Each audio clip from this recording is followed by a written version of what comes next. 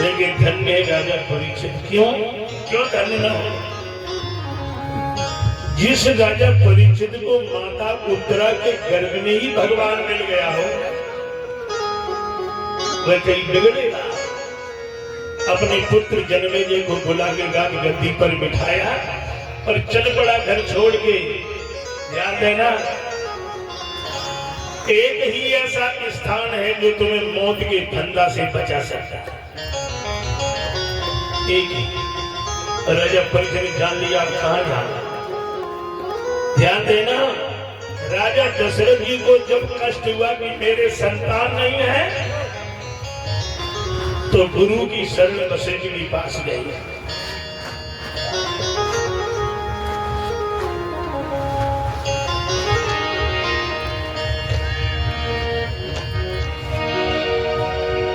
बोलो बाकी बिहारी लाल की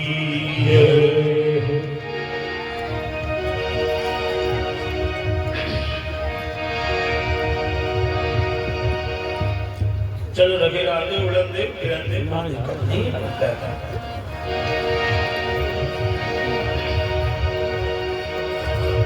ध्यान देना, राजा परीक्षित चल पड़े। रास्ते में सप्त ऋषि मिल गए। परीक्षित ने उनसे निवेदन किया, महाराज मुझे मौत देने आएगी, आज के 7 बजे कोई उपाय बताओ जो छूट जाए। सप्त ऋषि बोले, मौत से छूटने के लिए ध्यान देना, घबराने की जरूरत नहीं है। इन्हीं के वंश में राजा खटवांग हुए थे, जिनकी जीवन में 2 घड़ी मात्र शेष रह गए। उन्होंने 2 घड़ी में मुक्ति पाली, 2 घड़ी में ही केवल। और राजा परीक्षित के लिए तो 7 दिन है। अब थोड़ा सा दूसरी बात कहूंगा आपसे। हम लोग समझ नहीं पाते कि मरना क्या है और जीना क्या है। देखना, आप कभी ट्रेन पे बैठ के आओ दिल्ली से और मैनपुरी आना हो, और जो मैनपुरी स्टेशन आने वाली हुई सूटकेस बैग संभालने लगे, क्या गाड़ी खड़ी हुई, मतलब मैनपुरी आ गई। चाहे बस में बैठे हो, अरे जल्दी करो मैनपुरी आ गई। अब हम आपसे पूछते मैनपुरी कहाँ गई थी? जो मैनपुरी गई थी क्या? मैनपुरी तो वही है जहां थी आए तुम हो। इसी तरह मरना नहीं है। तुम अगर अमर अविनाशी सच्चिदानंद भगवान की तरह स्वरूप हो, परंतु हमें ये डर लग गया कि मरेंगे जरूर। तो ध्यान देना, मुक्ति क्या है? बहुत से लोग सोचते हैं कि मरने के बाद ऊपर जब जाएंगे बढ़िया कमरा बना होगा, डबल बेड, पंखा, कूलर, एसी, टीवी सब लगे होंगे, बारे बंद कर दिए जाएंगे, फिर नीचे नहीं आना पड़ेगा। लेकिन ऐसा है नहीं, धोखे में रहो। ऊपर में कुछ नहीं है, मरने के बाद तुम्हें नीचे ही आना पड़ेगा। मुक्ति जिंदा जी में होती है, मरने के बाद नहीं। मुक्ति जिंदा जी में होती, मरने के बाद कुछ नहीं होता, जन्म लेना ही पड़ेगा। अब मुक्ति है क्या? हमारा मन 10 जगह बंधा हुआ है। हमारा मन 10 जगह बंधा है। कहां कहां? कि जननी जनक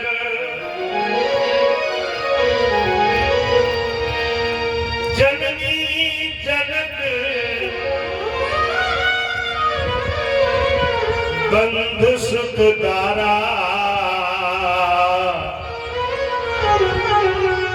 धन धन भुवन हृदय परिवारा।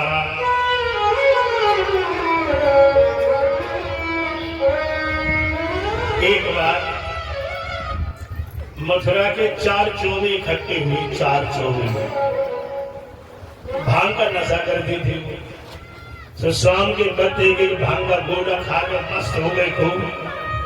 अब भांग का नशा बहुत खराब होता है, सुना है, खाया तो कभी नहीं, खराब होता है, शराब से भी ज्यादा खराब। एक ने तो दुआ लिख दिया कि गंग भंग दो बहने रहे एक ही संग, और जिंदा तार के भंग है मरे तार थी। तो शाम के वक्त महाराज गोला खाए नशे में और मन में आई चलो आज मथुरा से गोकुल चलेंगे, नाव में बैठ गए। शाम के वक्त पहुंचे घाट पे, मल्लाह नाव को खूंटा से बांध के घरे चलाया। अब 14 लोग गए दशा में भी उठाया, 5 नाव चलाने लगे। याद नहीं रही कि नाव बंधिए थे, छोड़ तो नहीं बैठे, वो याद नहीं रही, नाव चलाने लगी। रात भर नाव चलाते चलाते थक गए। सुबह नशा कुछ कम हुआ, उन्हीं की पत्नियां धारा लेके जल भरने आ गई। तो उन्होंने कहा क्यों, हम तो नाव पर बैठने आए गोकुल, तुमका दसवें हमसे पहले कैसे आ गए? तो पत्नियां बोली स्वामी जी ये गोकुल नहीं है, ये मथुरा जी का ही घाट है जहाँ खड़ी है। पागल बना दो। हम लोगों ने रात भर नाव चलाई है, 12 किलोमीटर नाव नहीं चली रात में। पत्नियां बोली नाव तो चलाई है, पर ये नाव खूंटा से तो छोड़ी नहीं है। तो एक जीवन नहीं कई जीवन लगा दो नाव चलाने में, पर नाव तुम्हारी मथुरा में रहेगी, गोकुल में नहीं जा सकती। कथा पढ़ो, चाहे प्रवचन करो, चाहे संत बनो, चाहे जटा रखाओ, चाहे तिलक करो, चाहे खोपड़ी पकड़ खड़े हो जाओ, जब तक मोह रूपी खूंटा से ये जीवन की नैया ममता रूपी रस्सी से बंधी रहेगी, छोड़ोगे नहीं, तब तक ये जीवन की नैया गोकुल में ही रहेगी, मथुरा में नहीं। जब मथुरा से नहीं जा सकती गोकुल में, अगर गोकुल में उस पार ले जाना है तो अपनी जीवन की नैया को ममता रूपी रस्सी से, मोह रूपी खूंटा से जो बंधी उसको छोड़ना पड़ेगा। राजा परीक्षित मोह का परित्याग कर दिया, सारा राज्य वैभव छोड़ के, पर कहा गया जान सदगुरुदेव की शरण में ढूंढते ढूंढते थक गया। गंगा के किनारे आज भी जो लोग गए वहां सुखताल में, आज भी वह पीपल का पेड़ खड़ा है, जहाँ पे परीक्षित जी उससे टिक करके बैठ गए थे, रो गए। कोई साधन नहीं, कोई उपाय न दिखे, कुछ नहीं। अंत में एक बात ध्यान में आ गई कि हे गोविंद, मैं तो ब्रह्मत्व से मर गया था कला के गर्भ में, तुमने मुझे जीवन दान दिया, और अगर तुमने जीवन दान दिया है तो मृत्यु संभालने के लिए तुम्हें ही आना पड़ेगा, और कौन आएगा? बस इतनी सी केवल बात कही। तो जो पिताजी के बुलाने से वन से लौट के नहीं आए, दिगंबर देश में वह 16 वर्ष के भगवान कंचुकी बनमाल पटिता तम पीताम्बरो दिगंबरोत रूपम थे श्री शिवदेव। और शिवदेव भगवान की वही शिवदेव जी अपने हाथ आ गए। भागवत में तो लिखा है चमन वश्य गौतम बड़े बड़े संत महात्मा थे, सुखदेव को प्रणाम करते हैं। और भागवत में लिखा है स्वयं वेद व्याधि खड़े होकर सुखदेव जी को प्रणाम करते हैं। आप कहोगे पिता को प्रणाम, पिता कर रहा प्रणाम, तो यहाँ पिता पुत्र का रिश्ता नहीं है। क्यों? दिलोगारी दिल से है, दौलत से कोई सरोकार नहीं, और बुजुर्गी तो अक्ल से है, उम्र से कोई दरकार नहीं।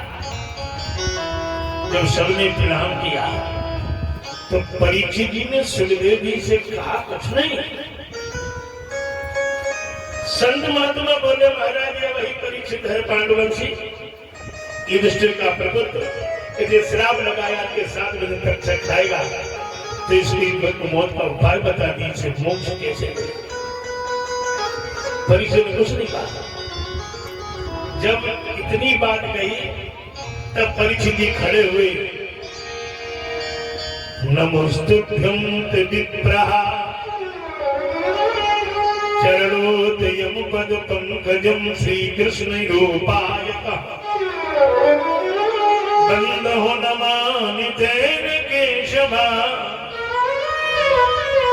हे युक्तं तयं ब्रह्मनिष्ठा ध्वजा नमोस्तुभ्यं विप्रः। प्रणाम करके हाथ जोड़ के खड़ा हो गया। याद है ना? यह एक बात और सीख लो, किसी से कोई बात पूछनी हो तो क्या कहेंगे, बेटे सुनो मैं प्रश्न को उत्तर दे, ये पूछने का धन नहीं। सुखदेव जी से क्या पूछने का महाराज, एक होती है जिज्ञासा, एक होती पिपासा, एक होती इच्छा जागृत। राजा परीक्षित ने निवेदन किया, चरणों में प्रणाम करके कहा, महाराज कुछ कहना चाहता था। सुखदेव जी ने कहा, बोलो बोलो। तो ध्यान देना, परीक्षित नहीं कह सकता था कि हमारी मौत का मृत्यु साधन बताओ मोक्ष का, कह देता। ध्यान देना, लेकिन ना परीक्षित ने यह नहीं कहा कि हमारी महाराज मोक्ष का साधन बताओ। परीक्षित ने जो पहला प्रश्न किया है आज दिन तक दुनिया में किसी ने नहीं किया। आजकल कोई ज्ञानी मिल जाए क्या पूछेंगे, महाराज होली के मेरे को नाम बता क्या, सुर्पणखा के पति को नाम बताओगे, और सुदामा के माता पिता का नाम बताओ पंडित। ये अनर्थ की बात है, वेद से कुछ मतलब हल नहीं होगा। अगर कोई संत मिल जाए ज्ञानी तो उससे क्या पूछो, ये परीक्षित जी से सुन लो। परीक्षित जी ने कहा, गुरुदेव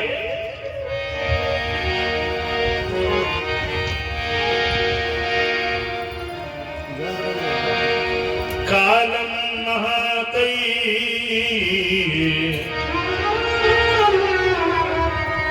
अद्भुतम तेन यदुनाम मृत्योदग्रसित कलेवरंबम मोतिदाता हे अतिम भगवान वे। महाराज जिज्ञासा यह है कि जिस जीव के शीश पर मौत खड़ी आवाज लगा रही हो, उस जीव को अंतिम समय में क्या उपासना, क्या साधना करना चाहिए। पूछेगा कोई, कहते महाराज हमारी मुक्ति को बताओ। लेकिन जब सुखदेव जी ने प्रश्न सुना तो हृदय गदगद हो गया, और जब कथा सुनाने के लिए तैयार होते ही जाते थे, तब तक स्वर्ग से देवता अमृत का घड़ा लेके वहां नीचे बड़े स्वार्थी। अरे महाराज सुखदेव जी से देवता बोले, महाराज ये जो कथा परीक्षित को सुनाने जा रहे हैं इसे मत सुनाओ। तो ये मरने के डर से तो आया है, तो हम अमृत लाए, इसे अमृत पिला दो, अमर हो जाए, घर चला जाए। पर ये कथा इसे मत सुनाओ, कथा हमें सुनाओ। तब देवताओं की बात सुन के सुखदेव ने कहा, ये तो निर्णय परीक्षित करेगा, हम क्या करेंगे। तो परीक्षित से पूछा गया, बोलो आप कथा सुनोगे या अमृत पियोगे। तो आज का परीक्षित लोग क्या कहता है, और जैकेट में परेशान देना कि महाराज देना दो अमृत, हमें छुट्टी लो, घर चले जाए। लेकिन अगर परीक्षित वो अमृत पी लेता तो आज जो कथा मत आप लोग पान कर रहे हैं जीवन में सुलभ नहीं होती। क्यों? अमृत पीने वाला एक ही अमर होगा, और कथा मत पान करने वाले जितने लोग आ जाएंगे वो सब लोग अमर हो जाएंगे। आप लोग बैठे हो, चिंता मत करो, एक भी नहीं मरेगा। क्यों नहीं मरेगा? इसलिए नहीं मरेगा कि भागवत अगर सुनोगे तो पता चल जाएगा मरने वाले हम नहीं हैं, जन्म लेने वाले हम नहीं हैं, मरने वाला मेरा शरीर है, हम शरीर नहीं, हम तो शुद्ध चैतन्य आत्मा है। न चेतनती शस्त्राणी न दान पाऊंगा, गीता का दूसरा अध्याय कहते हैं। ये पता लगता है। ये प्रश्न सुनकर के महाराज सुखदेव जी का हृदय गदगद हो गया, और ये प्रथम स्कंद भगवान श्री कृष्ण के चरणों में सादर समर्पित है। 32 श्लोक का पहला श्लोक।